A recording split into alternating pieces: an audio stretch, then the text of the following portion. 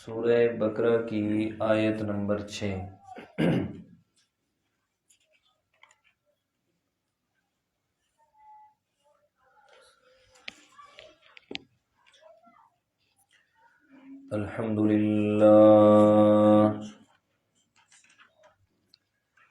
الحمدللہ وکفی والصلاة والسلام علی سید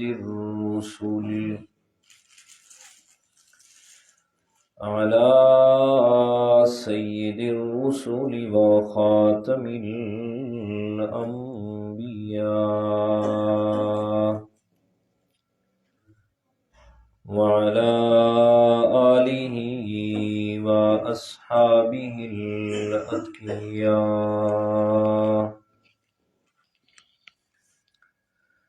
اما بعد فإن خیر الحدیث کتاب اللہ، وخیر الهدی هدی محمد صلی اللہ علیہ وسلم، وشر الأمور محدثاتها، إن كل محدثة بدعة، كل بدعة ضلالة، وكل ضلالة في النار۔ اعوذ باللہ من الشیطان الرجیم، بسم اللہ الرحمن الرحیم۔ ان الذین کفروا سواء علیہم أأنذرتهم أم لم تنذرهم لا يؤمنون۔ ختم الله على قلوبهم وعلى سمعهم وعلى أبصارهم غشاوة، ولهم عذاب عظيم۔ ومن الناس من يقول آمنا بالله وباليوم الآخر وما هم بمؤمنين،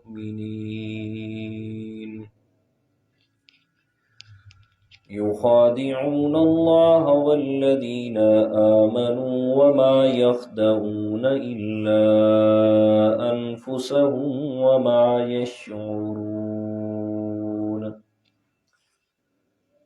في قلوبهم مرض فزادهم الله مرضا، ولهم عذاب أليم بما كانوا يكذبون۔ صدق الله العظيم۔ اللهم صل على محمد وعلى آل محمد، كما صليت على إبراهيم وعلى آل إبراهيم إنك حميد مجيد۔ اللهم بارك على محمد وعلى آل محمد، كما باركت على إبراهيم وعلى آل إبراهيم إنك حميد مجيد۔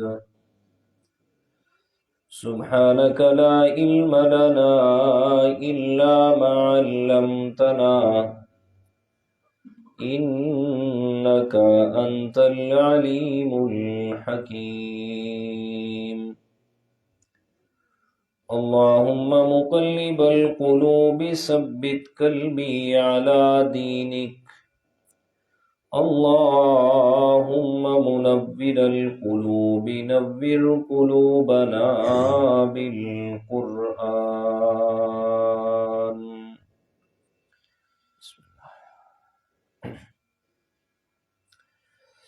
گرامی قدر سامعین، دوستو، بزرگوں، عزیز ساتھیوں،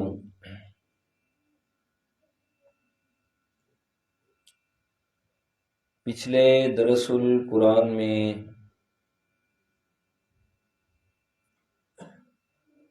سورہ بقرہ کی آیت نمبر 5 تک آپ حضرات کے سامنے مختصر ترجمہ اور اس کی مختصر سی تفسیر عرض کی تھی. ساتھ میں سورہ بقرہ اور سورہ فاتحہ، ان دونوں کا آپس میں کیا تعلق ہے، کیا ربط ہے، وہ بھی آپ حضرات کے سامنے عرض کیا تھا.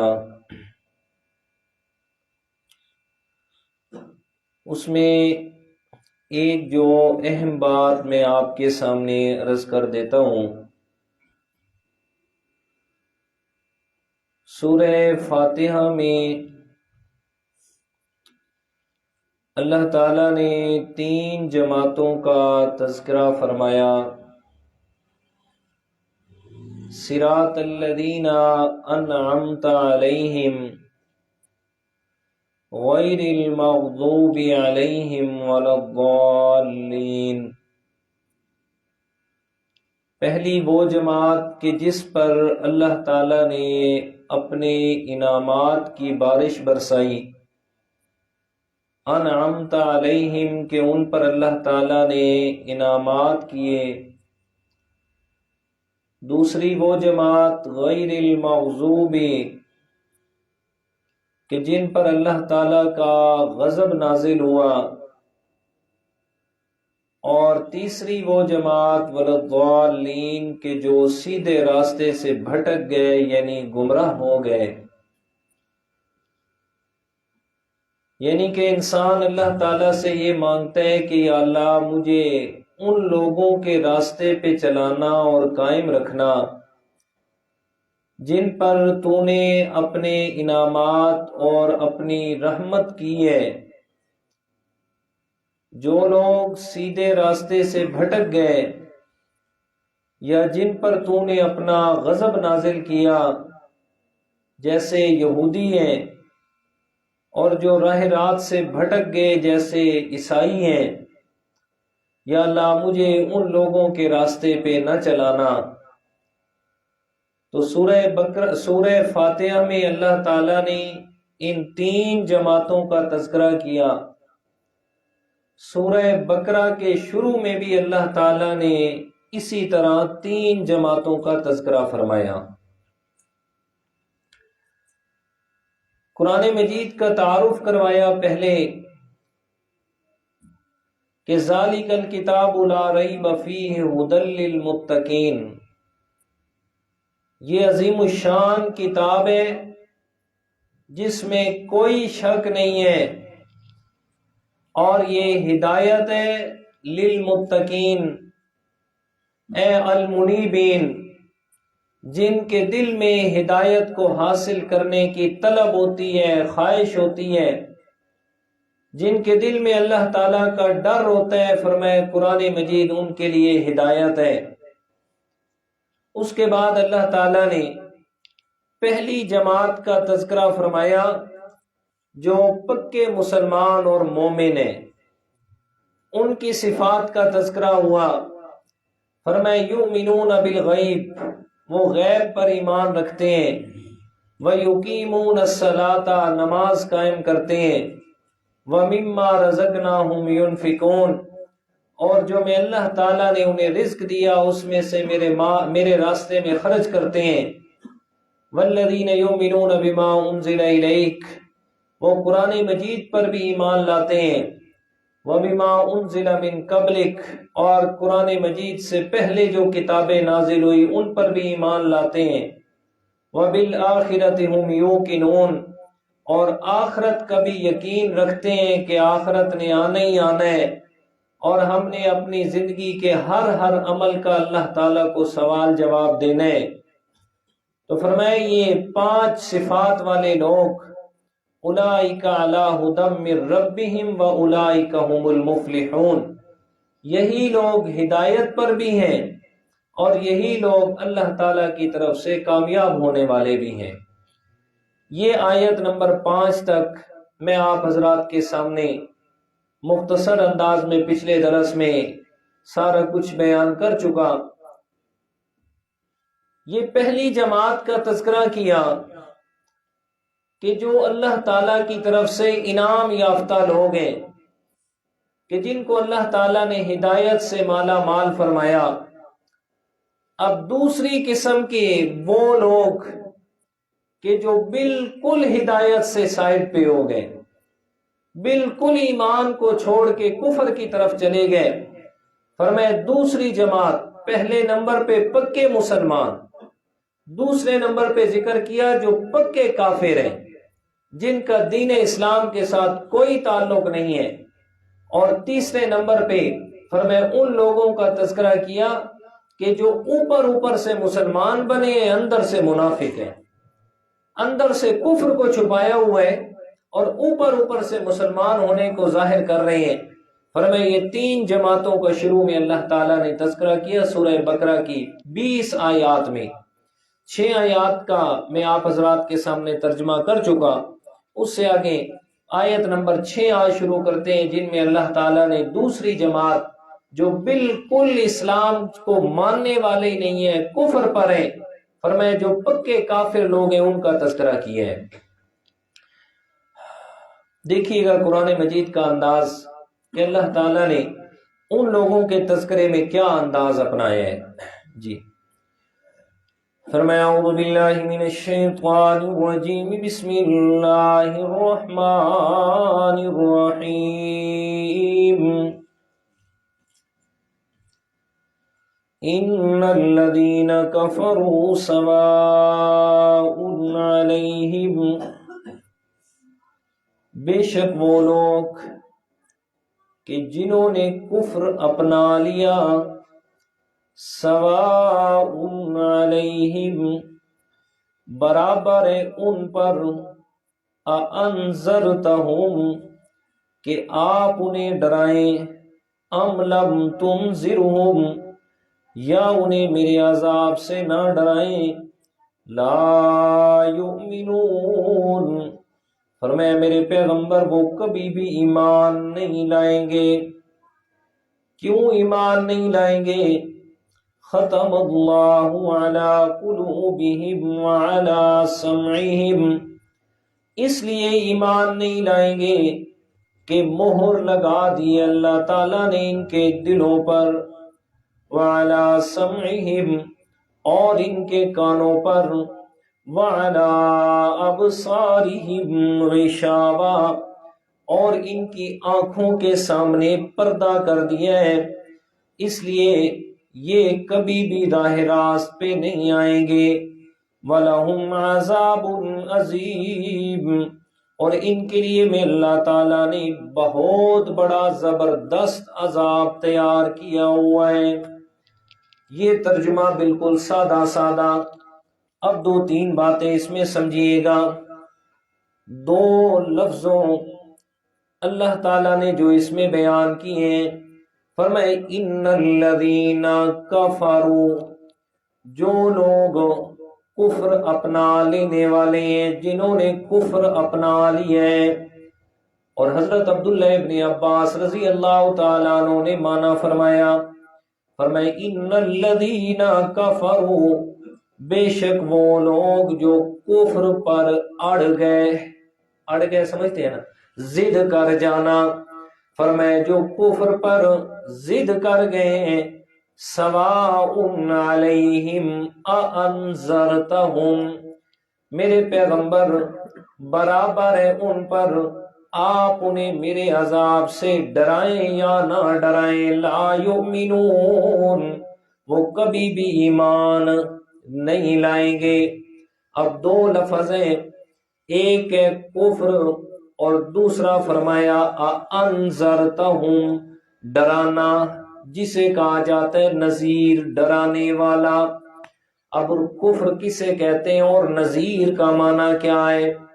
فرمائے ان الذین کفروا، بے شک جو لوگ کفر پہ اڑ گئے۔ کفر کہا جاتا ہے کسی چیز کو چھپا لینا، اسی لیے جو نعمتوں کا انکار کرنے والے، نعمتوں کی ناشکری کرنے والے، کہا جاتا ہے کفران نعمت، کہ اس نے نعمتوں کو چھپا لی ہے۔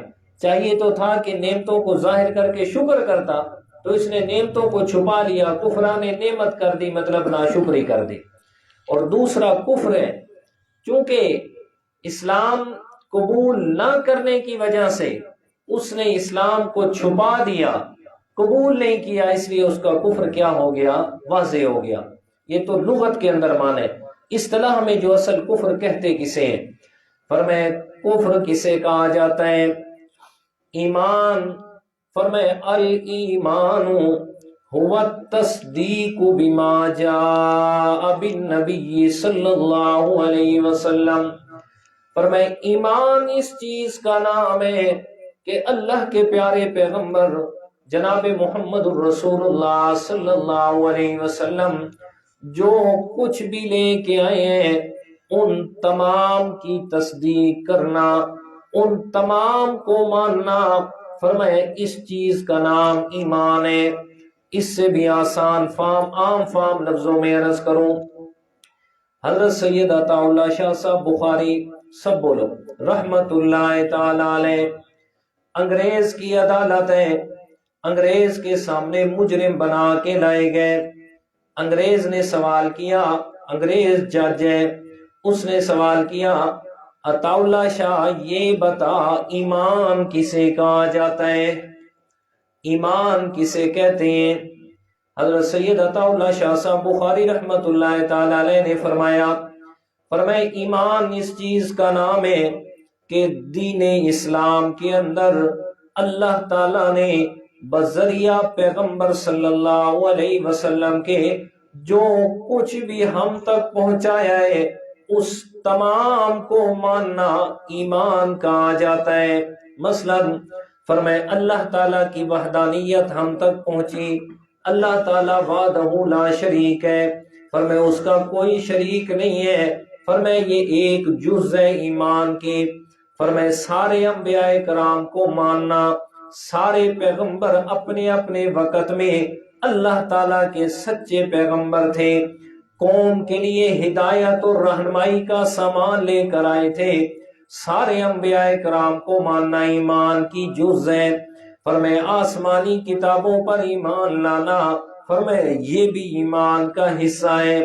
اسی طرح فرمایا فرشتوں کو ماننا، فرمایا آخرت کے دن پر ایمان رکھنا، فرمایا نماز کو ماننا بھی صحیح، پڑھنا بھی صحیح ایمان کی جزیات میں ہے، روزے کی فرضیت کو ماننا، فرمایا جتنے بھی احکامات ہیں ان تمام کو ماننا ایمان ہے، اور ان تمام میں سے کسی ایک کا انکار کرنا کفر ہے۔ جی اب کفر اور ایمان کی سمجھے؟ فرمایا ساری چیزوں کی تصدیق کرنا یہ ایمان ہے، اور سب کا انکار نہیں، کسی ایک چیز کا انکار کرنے سے بھی کفر لازم آ جاتا ہے۔ مثلا فرمائے اگر کوئی اللہ تعالیٰ کو وحدہ لا شریک نہ مانے، فرمائے اس بات کا انکار کر دے کہ اللہ تعالیٰ کے ساتھ کوئی اور اس کی مخلوق میں سے شریک ہے، جیسے اللہ تعالیٰ ساری کائنات کا مالک ہے، اللہ کے علاوہ کوئی اور بھی ہے، جیسے اللہ تعالیٰ ساری کائنات کا رازق ہے، اس کے علاوہ کوئی اور بھی ہے۔ فرمایا اب اس نے اللہ تعالیٰ کی وحدانیت والی صفت جو ماننی تھی، فرمایا ماننے کے ساتھ اوروں کو ملا دیا تو یہ بن جائے گا کفر۔ اسی طرح آپ صلی اللہ علیہ وسلم کی رسالت پہ ایمان رکھنا، آپ کو آخر الزمان پیغمبر تسلیم کرنا، آپ کی ختم نبوت کو ماننا۔ اب اگر کوئی بھی آدمی آپ صلی اللہ علیہ وسلم کو بھی نبی مانتا ہے، آپ کے بعد کسی اور کو بھی نبی مانتا ہے، تو یہ بن جائے گا کفر۔ فرمایا ایمان اس چیز کا نام ہے کہ ساری جزئیات اسلام کی تصدیق کرنا، اور کفر اس سے لازم آ جاتا ہے کسی ایک چیز کا بھی انکار کرنا، تو یہ کفر ہو جائے گا۔ تو فرمائے ان الذین کفروا، بے شک وہ لوگ جو کفر پہ اڑے رہ گئے، فرمائے جو کفر پر ڈٹے رہ گئے، ضد کر گئے اس بات پر اللہ کے پیغمبر کی رسالت کا اقرار نہیں کرنا، اللہ تعالیٰ کی وحدانیت کا اقرار نہیں کرنا، فرمائے اللہ کو بھی مانتے ہیں ساتھ میں شریک بھی کرتے ہیں، پیغمبر کی رسالت کا بھی اقرار کرتے ہیں ساتھ میں اوروں کو نبی بھی مانتے ہیں، فرمایا کفروا، فرمایا یہ لوگ کافر ہو گئے۔ اب دوسرا لفظ ہے، فرمایا انذرتہم، آپ انہیں ڈرائیں، اسے کہا جاتا ہے نذیر۔ قرآن مجید میں اللہ تعالیٰ نے آپ صلی اللہ علیہ وسلم کی یہی صفت بیان کی ہے، آگے آ رہا ہے پہلے پارے میں، فرمایا انا ارسلناک بالحق بشیرا ونذیرا ولا تسأل عن اصحاب الجحیم۔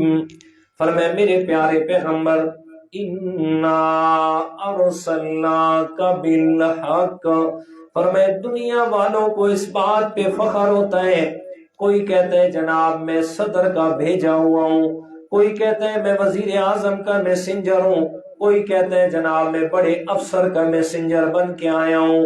میرے پاک پیغمبر میں اللہ تعالیٰ کہہ رہا ہوں ارسلنا کا، میں اللہ نے آپ کو بھیجا ہے، آپ میں اللہ تعالیٰ کے بھیجے ہوئے، آپ کی نسبت میں اللہ تعالیٰ کی طرف ہے، میں کہہ رہا ہوں بالحق، ہم نے آپ کو حق کے ساتھ بھیجا ہے۔ دو صفات فرمایا، بشیرہ، آپ خوشخبریاں سنانے والے ہیں، جو مان جائیں گے اللہ کی رضا جنت کی خوشخبری سنائیں، وَنَذِيرًا، آپ عذاب سے ڈرانے والے بنا کر بھیجے گئے۔ اب نذیر کا معنی سمجھ لیں، چھوٹا معصوم بچہ ہے، گھر میں چل رہا ہے، سامنے آگ کا انگارہ پڑا ہوا ہے، اب بچے نے دیکھا چمکتی ہوئی چیز ہے، بچہ جا رہا ہے جناب اپنے گھٹنوں کے بل گھسٹتا گھسٹتا پہنچ گیا، اب قریب ہے کہ بچہ وہ ہاتھ اپنا انگارے پہ رکھے، ماں پیچھے دوڑتی ہوئی آتی ہے، بچے کو اٹھا لیتی ہے، اٹھا کے کہتی ہے بیٹا اس کے قریب نہیں جانا، یہ آپ کا ہاتھ جلا دے گا، اس کو ہاتھ نہیں لگانا، نقصان پہنچائے گا۔ یہ ماں بچے کو ڈرا رہی ہے۔ ایک ڈرانا یہ ہوتا ہے، دوسرا یہ ہے راستے میں چل رہے ہیں، اللہ تعالیٰ معاف کرے اچانک سے آگے ڈاکو آ گئے، انہوں نے آ کے پسٹل آپ کے یہاں رکھ لیا، جو کچھ ہے نکال دے۔ اب یہ بھی ڈرانا ہے، دونوں ڈرانے ہیں نا، فرمایا ڈاکو بھی ڈرا رہا ہے، ساتھ میں ماں بھی ڈرا رہی ہے، لیکن دونوں میں فرق ہے۔ ڈاکو کے ڈرانے میں شفقت نہیں ہے، ڈاکو جو ڈرا رہا ہے اس کے ڈرانے میں محبت اور ہمدردی نہیں ہے، لیکن ماں اپنے بچے کو ڈرا رہی ہے، اس کے ڈرانے میں محبت ہے، اس کے ڈرانے میں شفقت ہے، اس کے ڈرانے میں ہمدردی ہے۔ فرمایا نذیر کہا جاتا ہے ایسا ڈرانے والا جو سامنے والوں کے لیے دل میں ہمدردی بھی چھپائے ہوئے ہو۔ فرمایا میرا پیغمبر آپ امت کے لیے ہمدرد بن کے گئے، آپ کے دل میں امت کے لیے ہمدردی بھی ہے، پیار بھی ہے، محبت بھی ہے، شفقت بھی ہے، آپ اس محبت کی وجہ سے اپنی امت کو عذاب سے ڈرا رہے ہیں۔ لوگوں رک جاؤ نافرمانی سے، رک جاؤ اس بات سے، وگرنہ اللہ کا عذاب آ جائے گا۔ تو انذار نذیر کہا جاتا ہے ایسا ڈرانے والا جس کے دل میں کیا ہو، شابش بولو، محبت ہو، रहम दिली हो, फरमाया सामने वाले के लिए शफकत और प्यार भरा हुआ हो। अल्लाह ताला फरमाते हैं मेरे पैगंबर अअंज़रतहुम अम लम तुनज़िरहुम, मेरा पैगंबर आप डरा तो हमदर्दी से रहे, आप डरा तो इन्हें प्यार और मोहब्बत से रहे, किसी तरीके अजाब से बच जाए। लेकिन मैं अल्लाह ताला कह रहा हूं आप इन्हें डराएं या ना डराएं, ला युमिनून, फरमाया ये कभी भी ईमान कबूल नहीं करेंगे। अब सवाल ये पैदा होता है, अल्लाह ताला फरमा रहे ला युमिनून, फरमाया ये ईमान नहीं लाएंगे। हालांकि कितने काफिर मुसलमान हो गए जी, आज तक हो रहे हैं काफिर, क्या हो रहे हैं, मुसलमान हो रहे हैं। तो फिर इसका क्या मतलब है ला युमिनून? अल्लाह ताला फरमाते हैं सारे काफिर मुराद नहीं है कि कोई भी काफिर मोमिन नहीं होगा, फरमाया ना ना, वो काफिर मुराद है। अगली आयत में जवाब दिया खतमल्लाहु अला कुलूबिहिम, फरमाया जिनके दिलों पर मैं अल्लाह ताला की तरफ से मोहर लग गई, फरमाया मैं अल्लाह ताला की तरफ से उनके दिलों पे मोहर लग गई, उनकी कानों पे मोहर लग गई, आंखों के आगे पर्दा आ गया, फरमाया ये काफिर कभी मोमिन नहीं बनेंगे। एक फिर एक सवाल, फरमाया अगर ये ईमान नहीं लाएंगे, अल्लाह के प्यारे पैगंबर को फरमाया ना मेरे पैगंबर आप इन्हें डराएं या ना डराएं, ये ईमान नहीं लाएंगे। जब इन्होंने ईमान कबूल नहीं करना तो फिर तबलीग करने का क्या फायदा?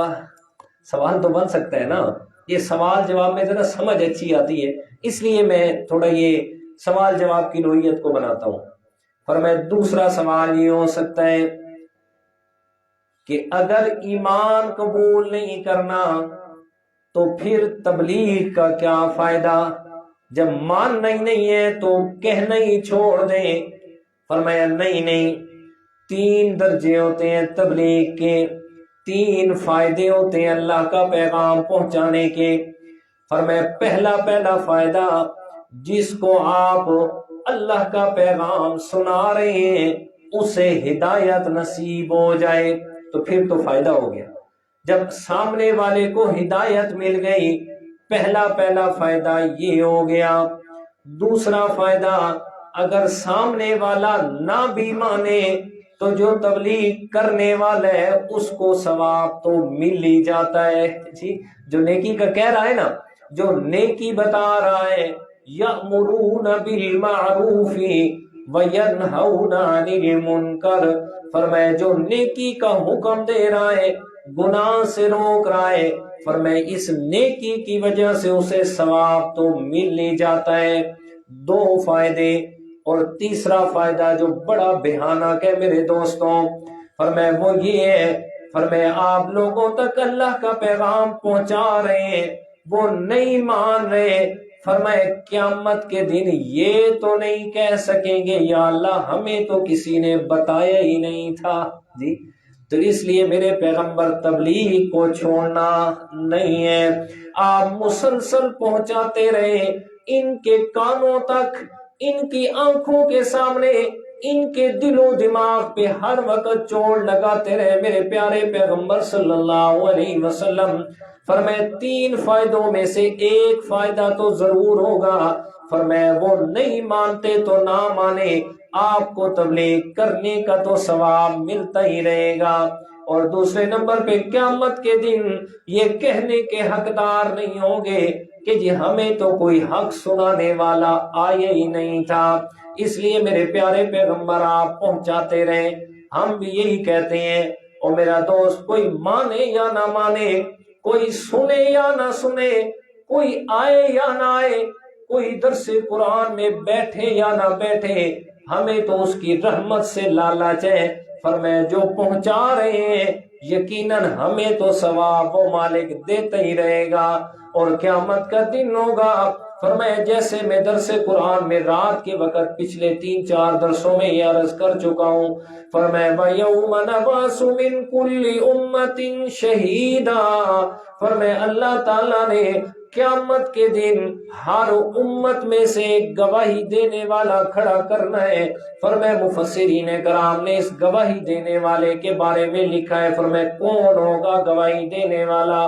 فرمایا ہر امت کا پیغمبر اپنی وقت میں جب تک وہ دنیا میں موجود رہا اس وقت کی گواہی دے گا، مولا انہوں نے پیغام مانا کہ نہیں مانا، میں نے پیغام پہنچایا انہوں نے انکار کیا، میں نے اپنا حق ادا کیا۔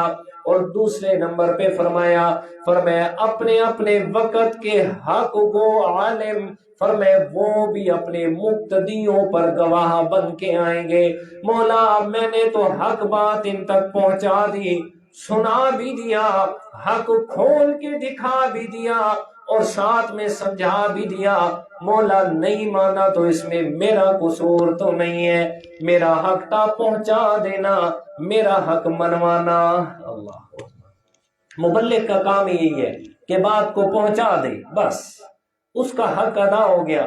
اب اگلے آدمی کا حق فرض شروع ہو گیا، مانے گا سو اپنا فائدہ، نہیں مانے گا سو اپنا نقصان۔ جی اور یہ لوگ، یہ بات میں اکثر کہتا رہتا ہوں، مثلا ہمارا درس قرآن ہوتا ہے یا کوئی بھی دینی محفل ہو، کوئی بھی کسی جگہ کسی عالم کا بیان ہے، جی کوئی بھی دینی محفل ہو اور اس میں دعوت دی جائے اور لوگ جان بوجھ کر نہ آئیں، مسجد ہے مدرسہ ہے کسی جگہ پر بھی نہ آئیں، تو پھر میں نے کتنوں سے سنا ہے کہ جی ہم تنخواہ دیتے ہیں، استاد جی دوبارہ پوچھتے ہیں کیوں نہیں آئے تھے، تو ہم کہہ دیتے ہیں، کوئی بہانہ لگا دیتے ہیں، بہانہ لگاتے ہیں اور پھر ہم پیٹ کر کے چلتے ہیں نا، تو پیچھے سے جو ان کا ہنسنا ہوتا ہے نا، جی ہمارے ایک استاد جی تھے وہ کہا کرتے تھے استاد دیاں پچھو بھی اکھیاں ہونی ہیں، جی استاد دیاں پچھو بھی اکھیاں ہونی ہیں، جی تو پھر سمجھ تو آ جاتی ہے، لیکن وہ اس بات پہ غرہ نہ ہو اور اس بات پہ خوش نہ ہو کہ ہم نہیں آئے اور ہم نے استاد جی کو تنخواہ دیا۔ اور میرے دوست اس بات پر خوش نہ ہو بلکہ یہ سوچے کہ ہم سے کون سا گناہ ہوا کہ جس کی وجہ سے رب نے اپنے کلام سے ہمیں روک دیا، رب نے اپنے کلام سے ہمیں روک دیا کہ تو نے میرے کلام کے قریب نہیں آنا۔ دنیا کے سارے کام ہو جاتے ہیں، جب مر جائیں گے تو پھر بھی تو ہونے نہیں ہے، تو دنیا رک جائے گی۔ ذرا قبرستان کے ایک چکر لگایا کرے نا ہر روز، نہیں تو ہفتے میں ایک دفعہ ضرور چکر لگایا کرے۔ میرے پیارے پیغمبر نے فرمایا زوروا قبورکم فإنها تذکر الموت، فرمایا قبروں کی زیارت کیا کرو کہ موت یاد آتی ہے۔ ذرا قبرستان کا چکر لگایا کرے اور پھر آپ کو بڑے بڑے لوگوں کی ایسی قبریں نظر آئیں گی جن کے یہ دعوے تھے کہ جب ہم دنیا سے چلے جائیں گے تو دنیا ہی ختم ہو جائے گی۔ جی سب کچھ چل رہا ہے، کچھ بھی ختم نہیں ہوا، کتنے آئے اور کتنے چلے گئے۔ اس لیے میرے دوست جو بیٹھے ہیں وہ غنیمت سمجھے، وہ غنیمت سمجھے، وگرنہ یقین جانے میں آپ کے قریب بالکل علاقہ یہ الو والی کا شہر آپ کے سامنے ہے، مولانا محمد شفیع صاحب، اللہ تعالیٰ کی کروڑ ہاں اس مرد کلندر پہ رحمتیں ہوں، اللہ تعالیٰ اس کی قبر پہ اپنی نور کی بارش برسا دے۔ یقین جانے اس آدمی نے محنت کی، وہاں وہ چلا گیا، سن 80 کی دہائی میں وہ فوت ہوا۔ اس کے بعد الو والی شہر میں کوئی قابل عالم نہیں آیا، نتیجہ یہ نکلا شہر کا جا کے حالت دیکھ لے جا کے حالت، پتہ نہیں کیا سے کیا لوگ کوئی کدھر چلے گئے اور کوئی کفر و شرک میں مبتلا اور کیا سے کیا ہو گئے۔ جی اگر کوئی بعد میں آیا بھی ہے تو پیٹو ملا ہے، حق سننے والا نہیں آیا، صرف اپنے پیٹ پہ ہاتھ مارنے والے آئے۔ تو نتیجہ یہ کہ سارے کا سارا شہر جو ہے وہ مطلب کہ تاریکیوں کے اندر ڈوب گیا۔ دیکھنے میں آپ کو سب کچھ نظر آئے گا لیکن دین اسلام نظر نہیں آئے گا۔ اس لیے میرے دوست حدیث پاک ہے، میرے پیارے پیغمبر نے فرمایا میری امت کے علماء آسمان کی ستاروں کی مانند ہیں۔ فرمایا ستارہ جتنا مرضی کچھ بھی ہو جائے لیکن وہ دوسروں کو روشنی دینے کے لیے تو کافی ہوتا ہے۔ اس لیے علماء لکھتے ہیں اس بات کو کہ علماء کی قدر ان کے عمل کی وجہ سے نہ کرو، علماء کی قدر ان کے علم کی وجہ سے کرو، کہ ان کے پاس علم ہے، عمل تو ہر کسی نے اپنا کرنا ہے، علم ہے۔ اور قیامت کے دن حدیث پاک ہے، آپ علیہ الصلوۃ والسلام نے فرمایا علماء آئیں گے اللہ تعالیٰ کے سامنے، فرمایا اللہ تعالیٰ فرمائیں گے اے یا معاشر العلماء، اے علماء کی جماعت، اس لیے نہیں دیا تھا کہ قیامت کے دن میں آپ کو ساری دنیا کے سامنے رسوا کروں گا اور تمہیں ذلیل کروں گا، فرمایا نہیں، جیسے علم کی برکت کی وجہ سے دنیا میں اللہ تعالیٰ نے تمہارے عیبوں کو چھپا کے رکھا، چلو آج بھی میں تمہارے عیبوں کو چھپاتا ہوں، چھوڑو سب کو، سب سے پہلے تم نے، یہ میرے پیارے پیغمبر کی زبان مقدس ہے، یہ میرے رب کا فرمان ہے، یہ کسی اور کی بات نہیں ہے۔ اس لیے جو درس قرآن میں آ کے بیٹھ گئے، کسی بھی دینی محفل میں جا کے بیٹھے، وہ اللہ تعالیٰ کا شکر ادا کریں کہ الحمدللہ میرا اللہ، تو نے مجھے توفیق دی، میں تیری بات سننے کے لیے آ گیا، تیرے پیغمبر کی بات سننے کے لیے آ گیا، یا اللہ جو نہیں آئے انہیں بھی توفیق دے دے۔ اور اس بات پہ فخر بھی نہیں کرنا، مگر نہ فخر بھی اللہ کو پسند نہیں ہے جی۔ سینکڑوں سال کی عبادت اسی فخر کی وجہ سے ختم ہو جاتی ہے۔ اللہ اکبر جی۔ ہاں تو کیا عرض کر رہا تھا؟ فرمایا کیوں نہیں ان کو ایمان کی دولت حاصل ہوتی؟ فرمایا ختم اللہ علی قلوبہم وعلی سمعہم۔ بات یہاں سے چلی تھی، فرمایا تبلیغ کرنے کے 3 فائدے ہیں۔ پہلا فائدہ فرمایا سامنے والے کو ہدایت نصیب ہو جائے۔ دوسرا فائدہ فرمایا سامنے والا نہیں سن رہا، بتانے والے کو تو ثواب مل رہا ہے۔ تیسرا فائدہ فرمایا قیامت کے دن ان لوگوں پر اتمام حجت ہو جائے گی، یہ بات نہیں کہہ سکیں گے تو ہمیں تو کوئی بتانے والا ہی نہیں آیا۔ فرمایا اس لیے میرے پیغمبر چاہیے ایمان لائیں یا نہ لائیں، آپ نے یہ کام شروع رکھنا ہے، میں اللہ تعالیٰ کا پیغام ان تک پہنچاتے رہنا ہے۔ تو فرمایا ختم اللہ علی قلوبہم وعلی سمعہم وعلی ابصارہم غشاوہ۔ فرمایا کیوں نہیں ایمان لاتے؟ اس لیے کہ اللہ تعالیٰ نے ان کے کانوں پہ، ان کے دلوں پہ مہر لگا دی ہے، وَعَلَىٰ أَبْصَارِهِمْ غِشَاوَةٌ، اور ان کی آنکھوں پہ اللہ تعالیٰ نے پردہ ڈال دی ہے۔ فرمایا یہ کبھی بھی حق کی طرف نہیں آئیں گے۔ 3 چیزوں سے علم حاصل کیا جاتا ہے، 3 ذرائع بنائے اللہ تعالیٰ نے علم حاصل کرنے کے۔ فرمایا دل و دماغ، اس سے انسان بات کو سمجھ کے علم حاصل کرتا ہے، یا کسی چیز کو دیکھ کے علم حاصل کرتا ہے، یا کسی چیز کو سن کے علم حاصل کرتا ہے۔ فرمایا اللہ تعالیٰ نے فرمایا یہ کفر کے اندر اتنے بضد ہو گئے، میرے پیارے پیغمبر کفر پہ اتنے اڑ گئے کہ میں اللہ تعالیٰ نے ان کے 3 ذرائع علم والے بند کر دیے۔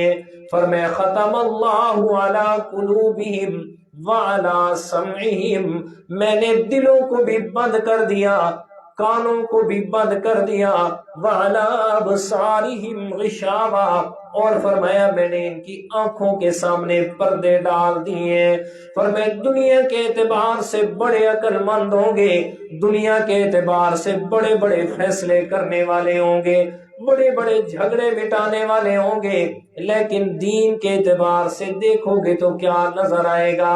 ہے تو بڑا عقل مند، لیکن کوئی کسی قبر پہ جھکا ہے، کوئی کسی درخت کے سامنے سجدہ کر رہا ہے، کوئی کسی گائے کے سامنے سجدہ کر رہا ہے، کوئی کسی جانور کے سامنے جھکا ہوا ہے۔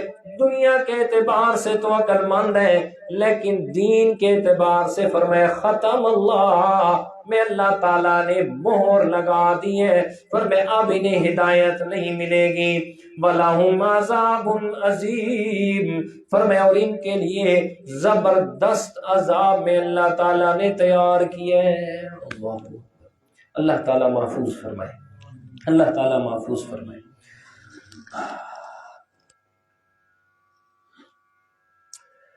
دیکھیں کفر اور گناہ کی سزا اصل تو ملنی ہے آخرت میں، یہ جو فرمایا نا وَلَهُمْ عَذَابٌ عَظِيمٌ، ان کے لیے بڑا عذاب ہوگا۔ دیکھیں نا یہ بڑا عذاب کون کہہ رہا ہے؟ اللہ تعالیٰ جو ساری کائنات سے بڑا ہے، وہ کہہ رہا ہے کہ ان کے لیے بڑا عذاب ہوگا۔ تو کتنا بڑا ہوگا؟ اللہ تعالیٰ ہی معاف فرمائے۔ تو کفر اور گناہ کی سزا اصل میں تو کہاں ہونی ہے؟ آخرت میں، آخرت میں سزا ملنی ہے اصل تو، لیکن بسا اوقات کیا ہوتا ہے کہ بعض گناہوں کی سزا دنیا میں بھی مل جاتی ہے، بعض گناہوں کی سزا انسان کو دنیا میں بھی مل جاتی ہے، اور گناہ کی سزا کوئی لازمی نہیں ہے کہ کوئی پھانسی پہ چڑھ جائے، جی کسی کا ہاتھ کاٹ دیا جائے یا کوئی، یہ بھی گناہ کی سزائیں، لیکن اس سے بڑھ کر جو بڑی گناہ کی سزا دنیا میں ملتی ہے نا، جو ہر انسان میں، ابھی میں بات کرتا ہوں، آپ ہر انسان اپنے گریبان میں جھانکے گا میرے سمیت تو ہمیں بالکل ایسے آئینے کی طرح سامنے نظر آ جائے گا، اور وہ دنیا میں جو سزا ملتی ہے وہ کیا ہے کہ انسان آخرت سے بالکل بے فکر ہو جاتا ہے، آخرت اور اس کے حساب و کتاب سے بالکل بے فکر ہو کر نافرمانیوں کے اندر بڑھتا چلا جاتا ہے، گناہوں کے اندر آگے سے آگے چلا جاتا ہے۔ اسی بات کو بعض علماء نے یہ بات لکھی ہے، بعض بزرگوں کا یہ ارشاد ہے کیا کہ ان من جزاء السیئۃ السیئۃ بعدها وان من جزاء الحسنۃ الحسنۃ بعدها، یعنی کیا مطلب کہ ایک گناہ دوسرے گناہ کو اپنے ساتھ کھینچ کے لاتا ہے، یہ گناہ کی سزا مل رہی ہے، ایک گناہ دوسرے گناہ کو اپنے ساتھ کھینچ کے لاتا ہے کہ ایک گناہ کیا پھر اس گناہ کی وجہ سے اور کئی گناہ کرنے پڑ گئے، تو یہ بھی انسان کو دنیا میں گناہوں کی سزا مل رہی ہے۔ جیسے کہ انسان ایک نیکی کرتا ہے تو اس ایک نیکی کی وجہ سے اور بہت ساری نیکیاں ساتھ اس کے آ جاتی ہیں، اسی طرح گناہ بھی کرتا ہے تو ایک گناہ کی وجہ سے کتنے گناہ اس کی طرف کھینچے چلے جاتے ہیں۔ تو یہ جو ہے نا کام، یہ اللہ تعالیٰ معاف فرمائے، یہ گناہوں کی سزا ہوتی ہے کہ انسان گناہوں کی دلدل میں دھستا ہی دھستا چلا جاتا ہے، آگے ہی آگے چلا جاتا ہے، اور اس کو قرآن مجید کے اندر بیان فرمایا لفظ رین سے، رین، ران اور رین دونوں ایک ہی لفظ ہے۔ اس کی ضمن میں حدیث پاک بھی سن لیں، مسند امام احمد رحمت اللہ تعالی علیہ کی کتاب ہے یہ، مسند امام احمد حدیث کی کتاب ہے، امام احمد رحمت اللہ تعالی علیہ نے اس کو لکھا ہے، اور دوسرے ترمذی شریف، ان دونوں میں یہ حدیث موجود ہے۔ میرے پیارے پیغمبر نے فرمایا جس وقت انسان ایک گناہ کرتا ہے، فرمایا اس کے گناہ کی وجہ سے اس کے دل پہ ایک سیاہ نقطہ لگ جاتا ہے، فرمایا ایسے ہی سمجھے جیسے سفید کپڑے پہ کوئی سیاہ نقطہ لگ گیا۔ اب سیاہ نقطہ لگا، پہلا سیاہ نقطہ لگا نا سفید کپڑے پہ، تو انسان کو ہمیشہ وہ اٹکتا رہے گا، یار یہ کیوں لگے، سفید کپڑے کالا، اس میں نقطہ لگ گیا، کالا داغ، جب تک دھوئے گا نہیں اس وقت تک سکون نہیں کرے گا، اور اگر دوسرا نقطہ لگ جائے، تیسرا لگ جائے، چوتھا لگ جائے، پانچواں لگ جائے، چھٹا، ایسے بہت سارے سیاہ نقطے لگ جائیں تو نتیجہ کیا ہوتا ہے، آدمی اکتا آ جاتا ہے، کتنے صاف کرو، چلو خیر ہے ہونے دے۔ فرمایا آپ علیہ الصلوۃ والسلام نے، آدمی جب ایک گناہ کرتا ہے سو دل پہ ایک سیاہ نقطہ لگ جاتا ہے، فرمایا جو پہلا نقطہ لگے نا وہ اس کو اٹکتا ہے، ہر وقت اٹکتا ہے، کیوں گناہ کیا ہے تو نے، کیوں گناہ کیا ہے تو نے؟ فرمایا کہ اگر اس کو توبہ کی توفیق مل گئی اور اس نے توبہ کر لی، دل صاف ہو گیا، جیسے کپڑے کو دھویا اور کپڑا کیا ہو گیا، صاف ہو گیا۔ فرمایا اگر اس نے توبہ نہیں کی اور گناہ کیا، فرمایا پھر اس کے دل پہ اسی طرح سیاہ نقطے لگتے جائیں گے۔ فرمایا پھر ایک وقت ایسا آئے گا کہ مسلسل گناہوں کی وجہ سے اللہ تعالیٰ اس کی شعور اور اس کی سمجھ کو ختم کر دیں گے، نہ اس کو نیکی لگے گی، نہ اس کو گناہ لگے گا۔ جب گناہ لگے گا تو اس کو چھوڑے گا، جب گناہ اس کو محسوس ہی نہیں ہونا، اور نیکی کی طرف تب آئے گا جب اس کو نیکی سمجھ آئے گی۔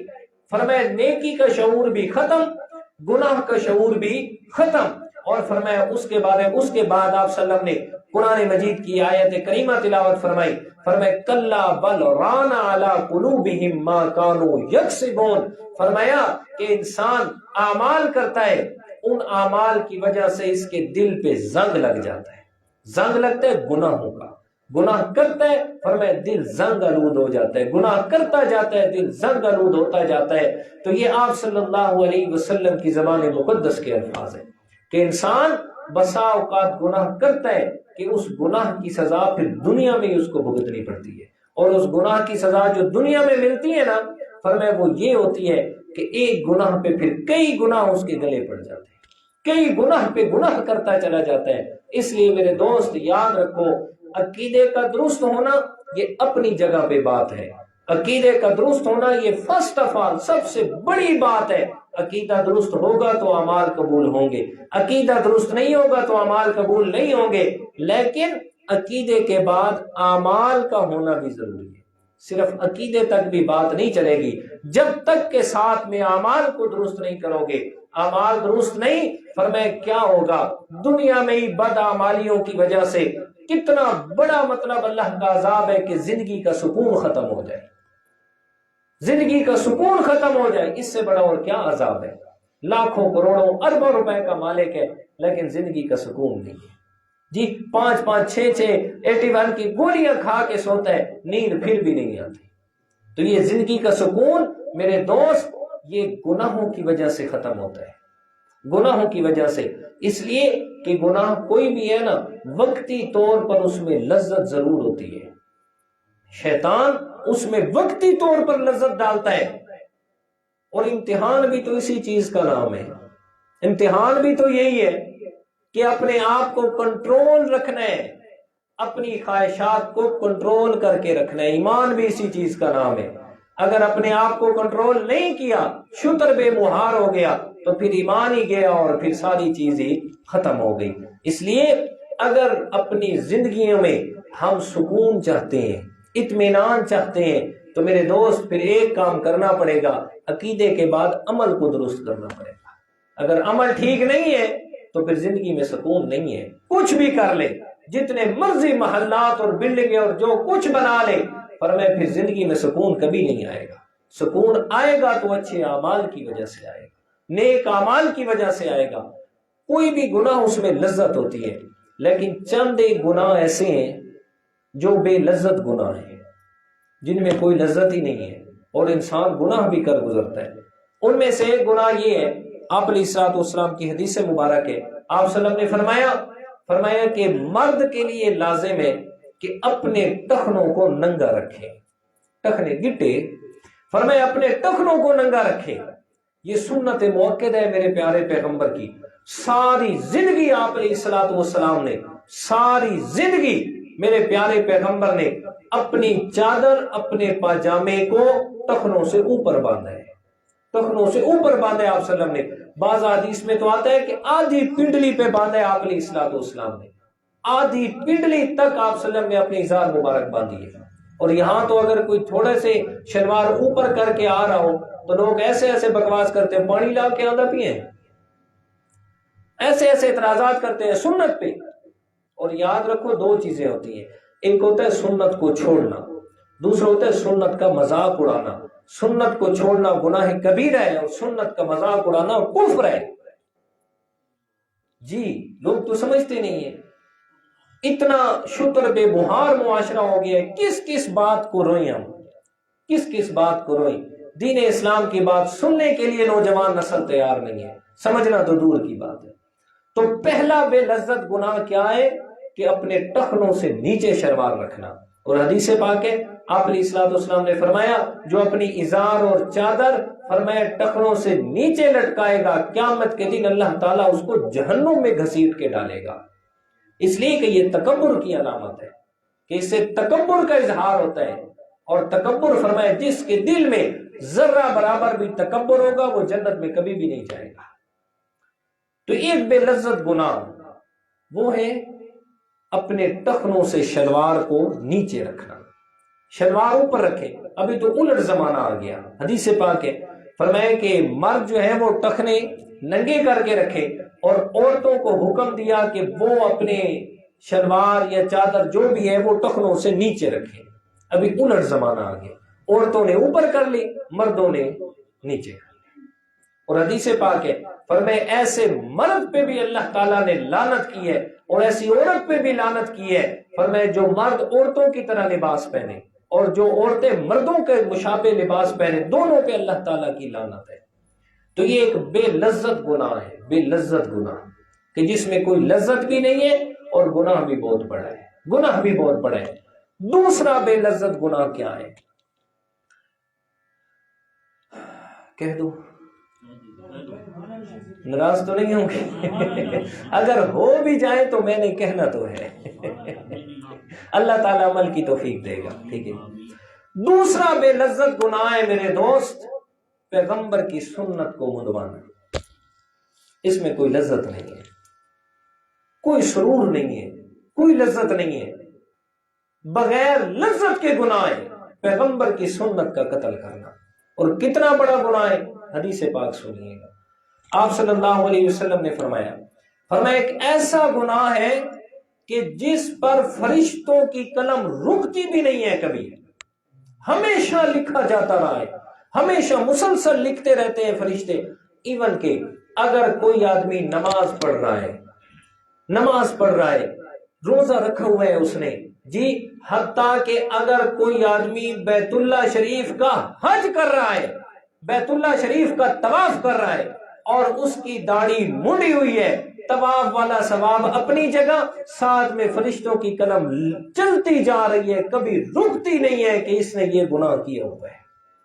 اس لیے میرے دوست ذرا سوچ کہ صبح سے لے کر شام تک اور شام سے لے کر صبح تک اگر مسلسل چلتی رہے قلم کہ یہ جی داڑھی موننے والا گناہ ہے، داڑھی موننے والا گناہ ہے، داڑھی موننے والا گناہ ہے، مسلسل قلم چلتی رہے، اور 60 سال یا 70 سال عمر ہو، اور 30 سال کے بعد 20 سال سے انہوں نے لکھنا شروع کیا ہو، 50 سال مسلسل قلم چلتی رہے، کتنے دیوان بھر جائیں گے؟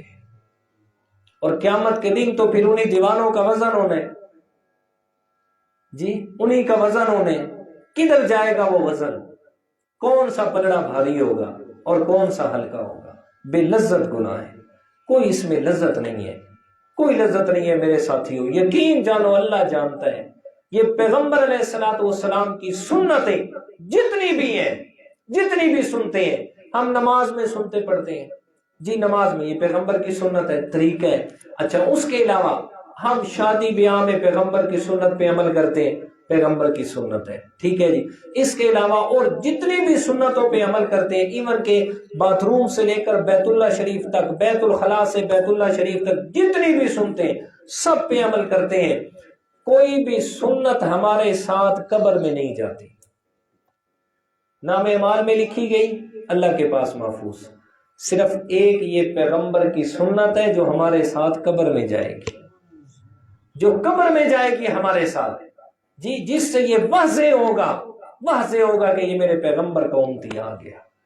جی یہ پچھلے جمعے پہ بھی ایک ساتھی سے بات ہو رہی تھی، وہ یہ کہہ رہا تھا، اللہ تعالیٰ اسے خوش رکھے، وہ کہہ رہا تھا جی کہ امامت کے لیے داڑھی شرط نہیں ہے۔ جی کیوں؟ اگر جی حدیث پاک میں جہاں آپ علیہ الصلوۃ والسلام نے امامت کی شرائط بیان کی ہیں نا، وہاں داڑھی کا ذکر نہیں ہے۔ میں کہ جی آپ کی اطلاع کے لیے عرض ہے، آپ وسلم کے دور میں کوئی بھی ایسا آدمی نہیں تھا جو داڑھی مڑواتا ہو، کوئی بھی ایک صحابی نہیں تھا جو داڑھی مڑواتا ہو یا کٹواتا ہو۔ جب کوئی تھا ہی نہیں، یہ تو مومن کی شان ہے، جب کوئی تھا ہی نہیں تو پھر آپ وسلم حکم کیوں دیتے؟ تو یقیناً انہی باتوں کا حکم دینا تھا نا جو دوسری عام فام باتیں تھی۔ یہ باتیں تو ہمارے دور میں سمجھانے کے لیے آ گئی، اس لیے کہ آج تو ہم نے وہ طریقہ ہی چھوڑ دیا پیغمبر کی سنت کا۔ تو میرے دوست یہ دوسرا بڑا بے لذت گناہ ہے، بے لذت گناہ ہے دوسرا بڑا، جس گناہ میں کوئی لذت نہیں ہے، لیکن گناہ کتنا بڑا ہے، گناہ بہت بڑا ہے لیکن اس میں کوئی لذت نہیں ہے۔ تیسرا بے لذت گناہ جو عام فہم ہے، ہر بڑے چھوٹے میں، پڑھے لکھے عالم جاہل ہر آدمی میں پایا جاتا ہے، وہ یہ ہے جی بد نظری کرنا، اپنی نظر کی حفاظت نہ کرنا، غیر محرم سے اپنی نظر کی حفاظت نہ کرنا۔ جی آپ علیہ الصلوۃ والسلام نے قرآن مجید نے یہ حکم دیا، فرمایا قل للمؤمنین یغضوا من ابصارہم وَيَحْفَظُوا فُرُوجَهُمْ، فرمایا کہ مومنوں کو یہ حکم دے دے میرے پیغمبر کہ وہ اپنی نظروں کو نیچا رکھیں، یغضوا من ابصارہم وَيَحْفَظُوا فُرُوجَهُمْ، اور اپنی شرمگاہوں کی حفاظت کریں۔ اور مومن عورتوں کو الگ سے حکم دیا، وَقُلْ لِلْمُؤْمِنَاتِ يَغْضُضْنَ مِنْ أَبْصَارِهِنَّ وَيَحْفَظْنَ فُرُوجَهُنَّ، حالانکہ جتنے بھی احکام آئے ہیں نا، مردوں کا ذکر کیا، عورتوں کو ساتھ میں ذکر کر دیا۔ اقیموا الصلاۃ، مردوں کے لیے حکم آیا نماز قائم کرو، عورتیں مسلمان ہیں ساتھ میں آ گئی، انہوں پہ بھی نماز فرض، ان پہ بھی نماز فرض۔ کتب علیکم الصیام، روزے فرض ہے تمہارے اوپر، الگ الگ ذکر نہیں کیا بلکہ ایک ہی ذکر کیا، دونوں کو حکم آ گیا، مردوں کو بھی عورتوں کو بھی۔ لیکن یہ اتنا اہم معاملہ تھا، مردوں کو الگ حکم دیا، عورتوں کو الگ حکم دیا۔ سورۃ نور میں فرمایا کل للمؤمنین یغضوا من ابصارہم، مومن مردوں کو بھی حکم دو کہ اپنی نظریں نیچی رکھیں، اور مومن عورتوں کو بھی حکم دو کہ اپنی نظریں نیچی رکھیں۔ نہ مومن مرد کے لیے حلال ہے کہ کسی غیر محرم کو دیکھے، نہ مومن عورت کے لیے حلال ہے کہ وہ کسی غیر محرم مرد کو دیکھے، دونوں کے لیے حرام ہے۔ مرد کو عورت کا دیکھنا، غیر محرم عورت کو دیکھے تب بھی حرام، عورت غیر محرم مرد کو دیکھے تب بھی حرام۔ یہ ایک ایسا گناہ ہے جو بے لذت ہے، اس میں کوئی لذت نہیں ہے، کوئی سرور نہیں ہے، اور اتنا بڑا گناہ ہے، یقین جانے اتنا بڑا گناہ ہے کہ جن گناہوں کی وجہ سے انسان کی نیکی سے لذت اٹھ جاتی ہے۔ نیکی کرنے کے ایک سرور ہوتا ہے، ایک لذت ہوتی ہے، ایک مزہ ہوتا ہے نیکی کا، فرمایا جسے وہ نصیب ہو جائے تو پھر وہ نیکی کو چھوڑتا کبھی نہیں ہے۔ اصل مسئلہ یہ ہے کہ ہمیں وہ حاصل نہیں ہے، ہم کوشش نہیں کرتے، ہر چیز کوشش سے حاصل ہوتی ہے، محنت سے حاصل ہوتی ہے، ہم محنت نہیں کرتے۔ وہ نیکی کا جذبہ، سرور، مزہ حاصل ہو جائے تو پھر تو کوئی نیکی کو چھوڑے ہی نہیں۔ جی فرمایا کہ یہ بے لذت گناہ ہے، اس میں کوئی بھی سرور اور لذت نہیں ہے، اور اس کے باوجود انسان کرے، اور اتنا بڑا گناہ۔ فرمایا جن گناہوں کی وجہ سے نیکی سے سرور اور مزہ اور لذت ختم ہو جاتی ہے، ان گناہوں میں سر فہرست ہے بد نظری کرنا۔ ان گناہوں میں سر فہرست ہے پہلے نمبر پر کہ جس کی وجہ سے انسان کی نیکی کی لذت اٹھا لی جاتی ہے اور ختم ہو جاتی ہے، ان گناہوں میں سر فہرست ہے بد نظری کرنا۔ اور اس میں کون؟ آپ بھی شامل ہیں، میں بھی شامل ہوں، ہر آدمی شامل، اور پھر شوق سے کرتے ہیں، شوق سے کرتے ہیں۔ بھائی کوئی بھی جا رہی ہے، تجھے کیا ہے؟ کوئی بھی جا رہی ہے، کوئی آپ کی بہن تو نہیں ہے، آپ کی بیٹی تو نہیں ہے، آپ کی ماں تو نہیں ہے، آپ کی بیوی تو نہیں ہے، تو تجھے کیا ہے؟ جس کی بھی جا رہی ہے تجھے کیا؟ جانے دے۔ خواہ مخواہ اپنے گناہوں کو بڑھانا کیا ملے گا؟ تو یہ بے لذت گناہ ہے میرے دوست، بے لذت گناہ کہ جس میں کوئی بھی لذت نہیں ہے، لیکن گناہ کیا ہے؟ بہت بڑا ہے۔ تو میں عرض یہ کر رہا تھا کہ بعض گناہ ایسے ہوتے ہیں کہ جن کی سزا ہمیں دنیا میں مل جاتی ہے، اور دنیا میں سزا کس صورت میں؟ اس صورت میں کہ انسان نیکی سے اکتاتا ہے، اکتاہٹ محسوس کرتا ہے، اول تو نیکی کی طرف آتا نہیں، اگر آئے بھی تو دل لگا کے نیکی نہیں کرتا۔ اسی کو علامہ اقبال نے کہا تھا نا کہ میں جو کبھی سر بسجدہ ہوا تو زمین سے آنے لگی صدا، تیرا دل تو ہے صنم آشنا، تجھے کیا ملے گا نماز میں۔ کہ سوچ کچھ رہا ہے، پڑھ کسی کے سامنے رہا ہے، کم از کم متوجہ تو ہو نا اپنے رب کی طرف، اور وہ توجہ جب حاصل ہو جائے تو پھر تو مزہ ہی کچھ اور ہے، پھر تو مزہ ہی کچھ اور ہے۔ جی حضرت علی رضی اللہ تعالیٰ عنہ کی نماز پڑھیں، ہم حیران ہوتے ہیں ان لوگوں کے مطلب تقوی کو دیکھ کے۔ حضرت علی رضی اللہ تعالیٰ عنہ جنگ کے موقع پر انہیں ایک تیر لگ گیا پنڈلی میں، اتنا سخت لگا، کوئی بھی ہاتھ لگاتا ہے درد کی شدت سے کراہتے ہیں، کہتے بہت زیادہ درد ہوتا ہے، اس کو اندر ہی رہنے دیں۔ نماز کا وقت ہوا، حضرت علی نے نماز شروع کی، صحابہ اکرام آئے، آ کر وہ تیر بھی نکال لیا، ساتھ میں اوپر مرہم پٹی بھی کر دی، اور پھر دور کھڑے ہو گئے۔ حضرت علی نے نماز ختم کی اور ختم کر کے کہتے ہیں مجھے پتہ ہے تم اسی لیے کھڑے ہو کہ تیر نکالو گے، نہیں نکالنے دوں گا آپ کو تیر۔ صحابہ اکرام مسکرائے، فرمائے علی بھائی ہم نے تیر بھی نکال لیا، آپ کی مرہم پٹی بھی کر لی، فرمائے مجھے کعبہ کے رب کی قسم ہے مجھے پتہ ہی نہیں چلا، اس لیے کہ میں اپنے رب کی یاد میں کھڑا تھا، میں اپنے رب سے باتیں کر رہا تھا۔ وہ دو صحابی ایک موقع پہ محاذ جنگ پہ ہیں، آپ علیہ الصلوۃ والسلام نے ان دو کی ڈپٹی لگائی، فرمایا سب سو رہے ہیں آپ پہرا دیں، ایک مہاجر صحابی ایک انصاری صحابی ہے، حضرت عباد بن بشر، اور دوسرے ہیں حضرت عمار یا حضرت یاسر، ان میں سے کوئی ایک ہے۔ فرمایا ایک مہاجر صحابی ہے انصاری صحابی ہے، کھڑے ہیں۔ مہاجر صحابی کو انصاری صحابی نے کہا یار آپ سو جائیں، میں کرتا ہوں پہرا، جب میں تھک جاؤں گا میں تمہیں اٹھا دوں گا، میں سو جاؤں گا، آپ پہرا کر لینا۔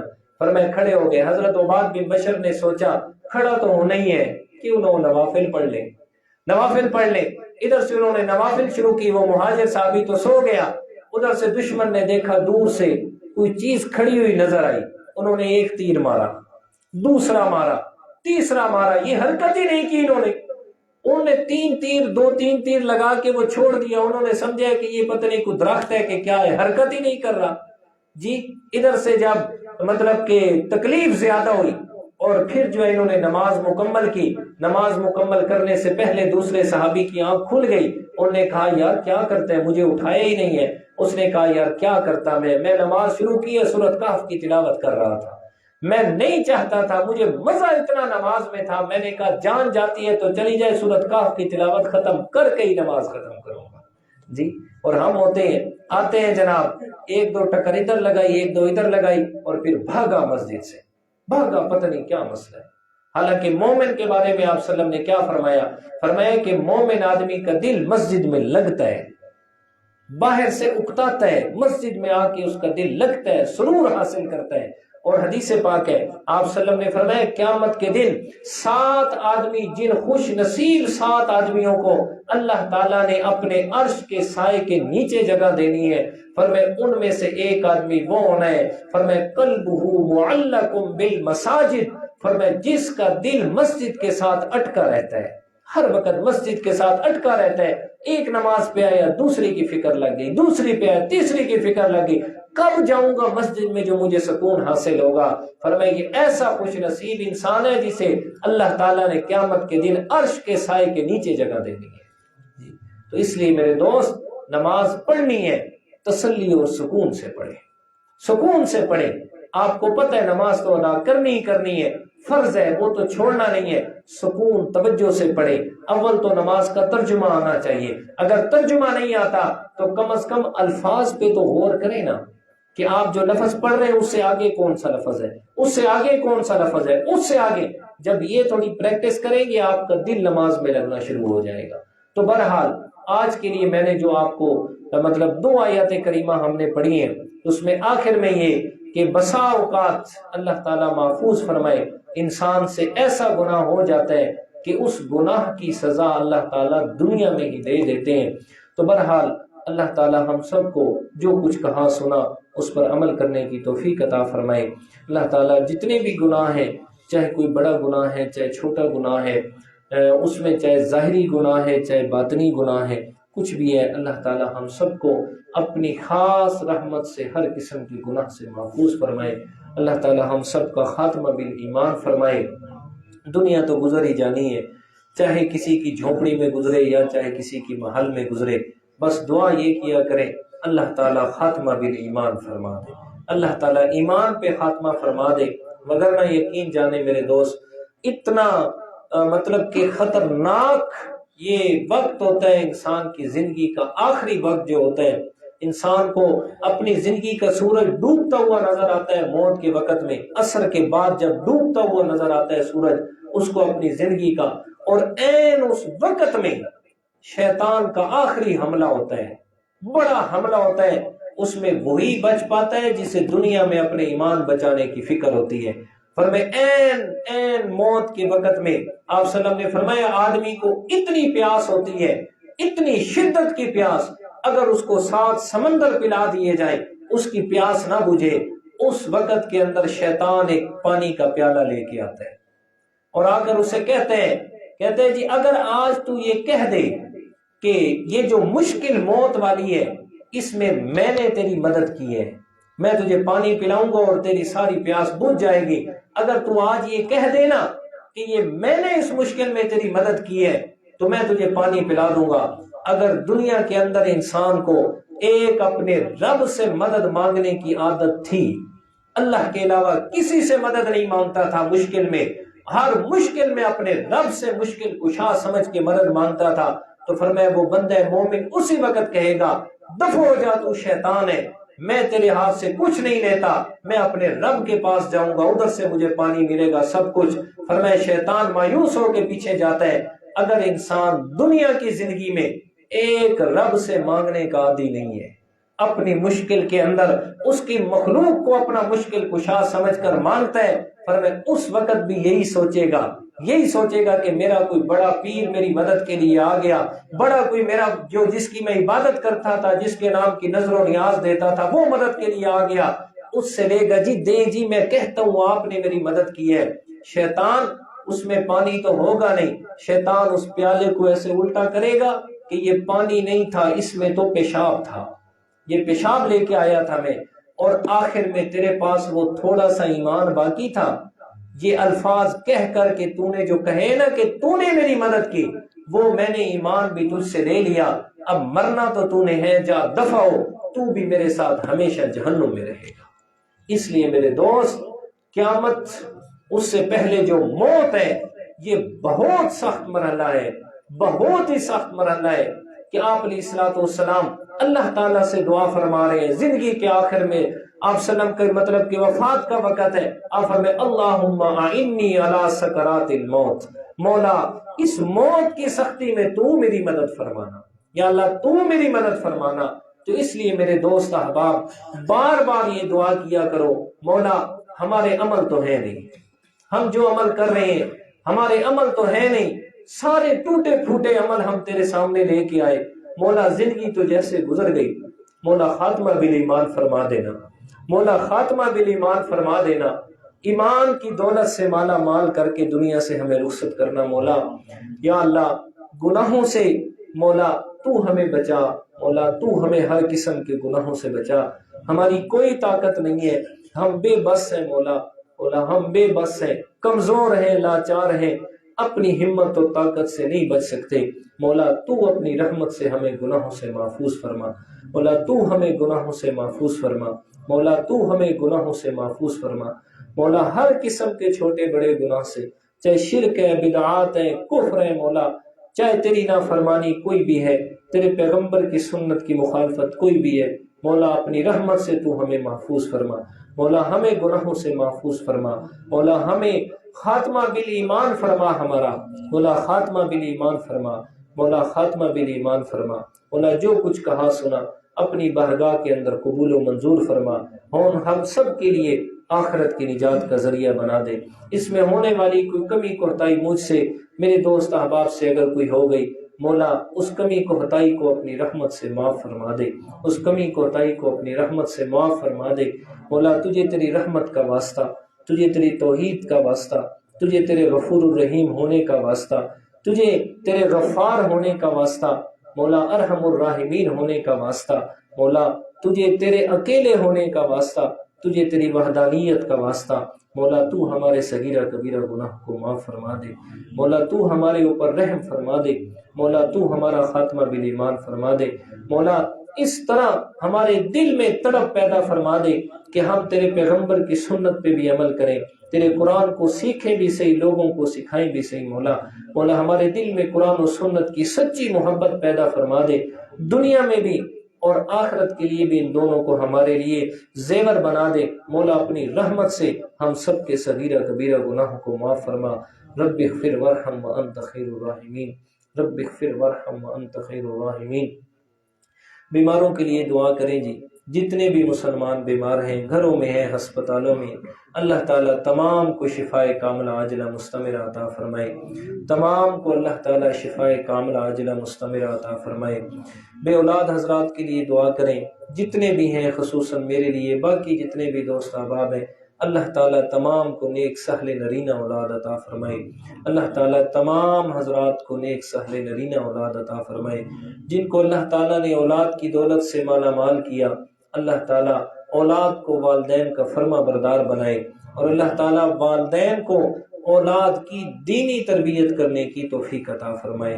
رب اغفر وارحم وانت خیر الراحمین، اللہم اذہب الباس رب الناس واشفی انت شافی لا شفاء الا شفاؤک شفاء لا یغادر سقما، اللہم انی اعوذ برضاک من سخطک وبمعافاتک من عقوبتک واعوذ بک منک لا احصی ثناء علیک کما انت اثنیت علی نفسک، رب اغفر وارحم وانت خیر الراحمین، رب اغفر وارحم وانت خیر الراحمین، اجمعین برحمتک یا ارحم الراحمین۔